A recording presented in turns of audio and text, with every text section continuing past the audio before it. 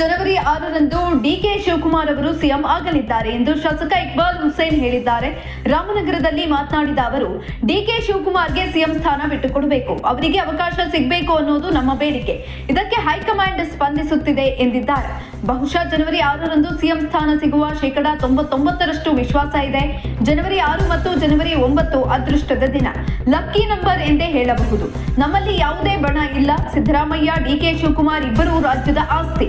ನಮ್ಮ ಬೇಡಿಕೆ ಡಿಕೆಶಿ ಹೋರಾಟಕ್ಕೆ, ಶ್ರಮಕ್ಕೆ ಪ್ರತಿಫಲ ಸಿಗಬೇಕು ಅನ್ನೋದು ಎಂದಿದ್ದಾರೆ. ಇನ್ನು ಪರಿಷತ್ ಸದಸ್ಯ ಡಾಕ್ಟರ್ ಯತೀಂದ್ರ ಸಿದ್ದರಾಮಯ್ಯ ನಾಯಕತ್ವ ಬದಲಾವಣೆ ಇಲ್ಲ ಎಂಬ ವಿಚಾರಕ್ಕೆ ಪ್ರತಿಕ್ರಿಯಿಸಿದ ಅವರು, ಯಾರು ಏನೇ ಹೇಳಿಕೊಳ್ಳಲಿ, ರಾಜ್ಯದ ಜನ ಹಾಗೂ ಈ ಭಾಗದ ಶಾಸಕರು ಡಿಕೆಶಿಗೆ ಅವಕಾಶ ಕೊಡಿ ಅಂತ ಕೇಳಿದ್ದೇವೆ. ಡಿಕೆ ಶಿವಕುಮಾರ್ ಸಿಎಂ ಆಗೋದು ಖಚಿತ. ನಮ್ಮಲ್ಲಿ 140 ಜನ ಶಾಸಕರಿದ್ದಾರೆ. ನಮ್ಮಲ್ಲಿ ಸಂಖ್ಯಾಬಲದ ವಿಚಾರ ಬರಲ್ಲ. ಕಾಂಗ್ರೆಸ್ ಪಕ್ಷ ಶಿಸ್ತಿನ ಪಕ್ಷ, ವರಿಷ್ಠರ ತೀರ್ಮಾನಕ್ಕೆ ಬದ್ಧ ಎಂದಿದ್ದಾರೆ. ನಾಳೆ ನಾನು ದೆಹಲಿಗೆ ಹೋಗ್ತಿದ್ದೇನೆ. ಓಟು ಚೋರಿ ವಿರುದ್ಧ ಬೃಹತ್ ಪ್ರತಿಭಟನೆ ಇದೆ. ಡಿಕೆ ಶಿವಕುಮಾರ್ ನೇತೃತ್ವದಲ್ಲಿ ದೆಹಲಿಗೆ ಹೋಗ್ತಿದ್ದೇವೆ. ಪ್ರತಿ ಕ್ಷೇತ್ರದಿಂದ ತೆರಳಿ ಪ್ರತಿಭಟನೆಗೆ ಬೆಂಬಲವನ್ನ ಸೂಚಿಸುತ್ತಿದ್ದೇವೆ. ನಾವು ಯಾವುದೇ ವರಿಷ್ಠರನ್ನ ಭೇಟಿ ಮಾಡಲ್ಲ. ನಮ್ಮ ಮನವಿಯನ್ನ ವರಿಷ್ಠರಿಗೆ ತಿಳಿಸಿದ್ದೇವೆ.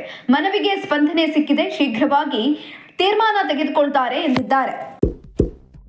ಇಂತಹ ಇನ್ನಷ್ಟು ವಿಡಿಯೋಗಳಿಗಾಗಿ ಲೈಕ್ ಮಾಡಿ, ಫಾಲೋ ಮಾಡಿ, ಶೇರ್ ಮಾಡಿ.